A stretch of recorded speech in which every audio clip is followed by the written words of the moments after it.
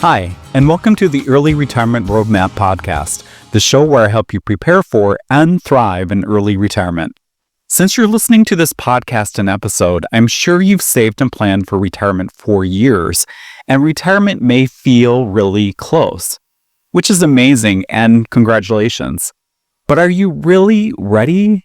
And how can you be more confident? After all, leaving the workforce is a huge life milestone, and I'm sure you're nervous about it like I was. So I'm sure you want to have all your I's dotted and your T's crossed, as that saying goes. So today I'm walking you through a countdown to retirement, an essential game plan that makes you sure you're not missing something big. Because of course, the reason you're so diligently planning is to make sure you don't have any financial surprises later on once you retire.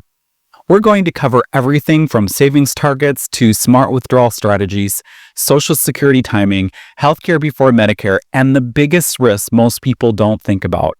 Plus, I'm excited to tell you that hot off the press, I've created a free checklist guide to help you actually take action on all of this. It's called the 12 Must-Do Steps to Retire Sooner and Smarter. You can download it when you can. After listening and use the link in the description or show notes.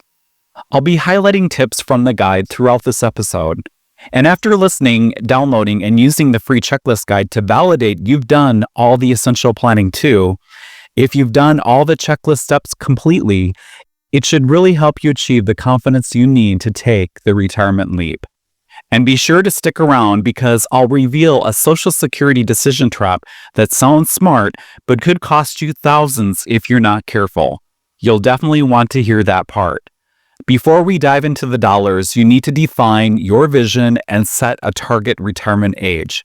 First up, what is your vision of retirement? It's important to get clear on your why. Why do you want to retire early, and what does it mean to you? What will your day-to-day life in retirement look like? These are fundamental questions that you must know, as having a clear vision drives the decisions you will make pertaining to your retirement, such as your target age, what kind of budget you'll need in retirement, and therefore how much of a nest egg you'll need, and so forth, or even if early retirement is the right fit for you. Because early retirement, of course, sounds like the ideal, but if you haven't clearly defined what you're retiring to rather than what you're retiring from, and you haven't defined for yourself your purpose and what retirement is going to look like for you, you're missing a very crucial step that you must have figured out to be happy in early retirement, and so you can make sure it's the right thing for you. After all, retiring early isn't always for everyone. And it's certainly not going to be for you if you don't have a vision of what it looks like, so that you're not bored but fulfilled and you're not missing the work life you left. Next, pick a target age to retire. Some common ones are 55, 59 and a half, or 62 because at 55, you can access your 401k penalty-free under the rule of 55. This rule allows you to withdraw from your current employer's 401k without the 10% early withdrawal penalty if you leave your job to retire in or after you turn 55. And at 59 and a half, you can fund your retirement from your IRAs and 401ks without penalty. And 62 is another popular milestone, as it's the earliest age to claim Social Security, though we'll talk more about that later. Now let's start talking money. First, you need to have a solid budget for retirement, and in particular, you must plan for healthcare. I can't emphasize that enough. Most people start their retirement budget by looking at their current expenses, and that makes perfect sense. However, a big expense that is not going to be accounted for just by looking at your current expenses is healthcare, because many of you are currently covered by an employer health plan. But when you retire before the age of 65, you'll need to fund your health insurance costs yourself. You'll likely need to consider either an ACA plan, COBRA, or private insurance, and costs can range from a few hundred to over $1,000 per month. So this is a huge expense, and you absolutely need to budget for this and think it through thoroughly. In fact, so much so, it's number 7 in the free checklist guide I mentioned you can download from the description or show notes. And in this checklist item, I've also linked to 4 must-watch videos of mine that walk you through all your options and how to save thousands on premiums with strategic planning. So yes, use your current expenses to create a budget, but just don't forget about health insurance. And don't forget to budget in extra costs, especially at the beginning of your retirement when you're young and more active, often called the go-go years for your hobbies and travel. And funding for those activities may very well be more than what you budget today while you're working, because in retirement, you're going to have more time to do these things. Next up is know your number. From your retirement budget, calculate your FIRE number. That is the nest egg you'll need. Now, I'm sure you've heard of the 4% rule. This has been around for quite a while. However, it was designed for traditional retirees with a 30-year retirement. But if you retire early, your retirement can last 40 years or more. So for early retirees, a lower withdrawal rate, such as 3 to 3.5%, is more prudent. And there are other issues with the 4% rule that I can't get into all here. For example, it doesn't account for one-time expenses, doesn't include leaving money for your children, and so forth. The checklist and associated video link in it go into far more detail. And don't forget about other income sources you may have too, like rental income, perhaps from real estate you own, as well as the guaranteed income from Social Security. These, of course, definitely put a nice dent in terms of what your portfolio number needs to be to fund your retirement. Next up, protecting against risk. Too often in planning, we focus on how much we need in our nest egg, but don't realize to keep that nest egg intact, we need to plan for sequence of returns risk. Because if the market drops right as you retire, then you're pulling income from a shrinking portfolio, and that can cause serious damage in the early years of retirement. To protect against that, keep 3 to 4 years of essential expenses in cash or bonds so you can outride the average bear market downturn and recovery. And consider using a bond 10 strategy. Increase your bond allocation in your portfolio as you approach retirement, then reduce later. The free checklist in the description or show notes dives into this in more detail and has a link to a video on this topic where I cover sequence of returns risk in depth.